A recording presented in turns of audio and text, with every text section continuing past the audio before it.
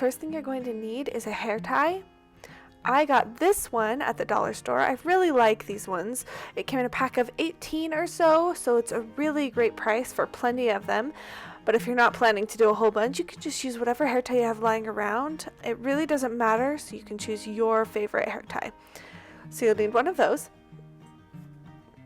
You're also going to need some velvety yarn. I actually also got this at the Dollar Tree. It was a pretty good deal. There weren't a whole lot of color options, but I thought this yarn would work perfectly for this small project. I'm going to use the 8mm size hook because that's what's recommended, but you can use whatever size hook you feel comfortable using. I've also used a size 6mm hook with this yarn, and it worked just fine. So let's get started.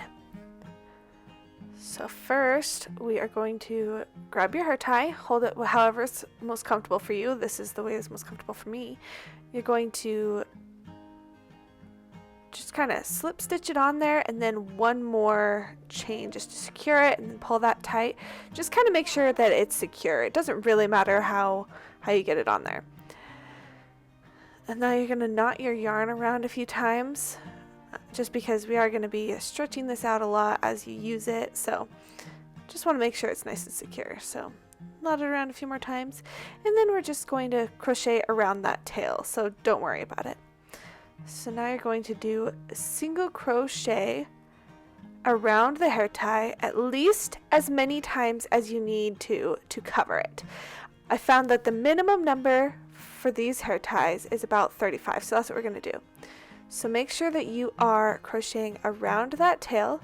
So lay it right on top of the hair tie, go underneath and grab just like normal, and make sure you're going around it. So that's how you crochet around the tail. And then just keep going.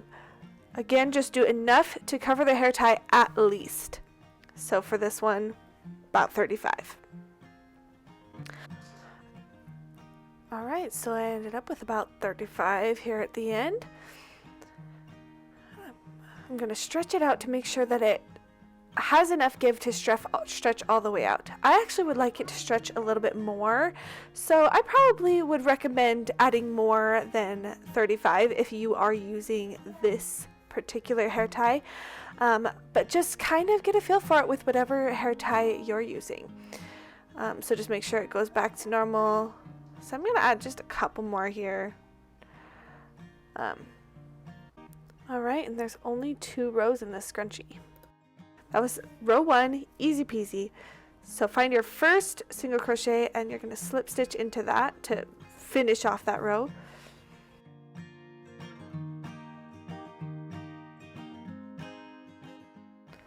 Once you have slip stitched, you're going to single crochet twice into that same stitch that you just slip stitched into.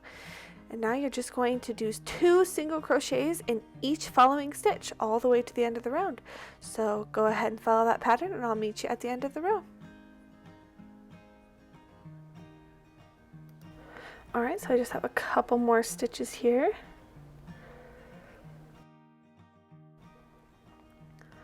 Alright, so you can see some of the hair tie through the yarn, and that's partly because I did a white yarn over a black hair tie, but it also means I could have done more stitches on the first row. So keep that in mind if you got the same hair ties as I did. So I'm going to cut off the yarn, then pull it through, and now I'm going to wrap it around the stitch right below it. And then I want to tie it off on the hair tie. So I'm going to wrap it around, but before I wrap it around, I'm going to hold on to part of it so it doesn't pull all the way through.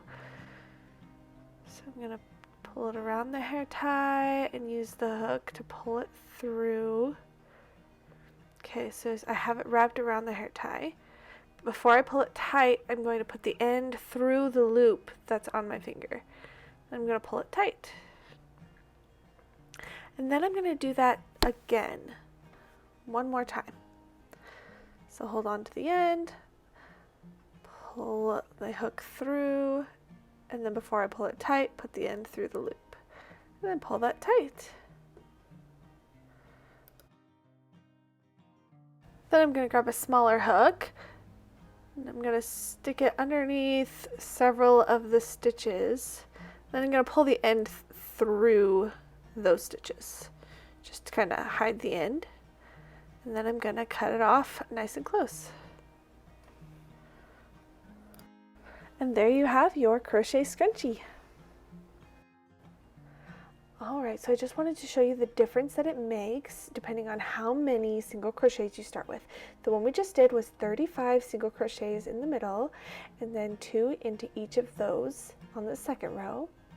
This gray one, I actually did 50 single crochets in the middle, and then 2 single crochets into each of those. So a lot more stitches by the end there. It's a lot more ruffly.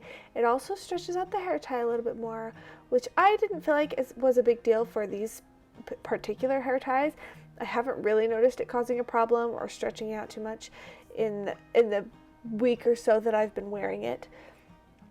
But if you have a different hair tie and you're worrying about it stretching it out by adding more single crochets, but you want more ruffles, then just do fewer in the center, and then instead of doing 2 single crochets per stitch, do 3 single crochets per stitch.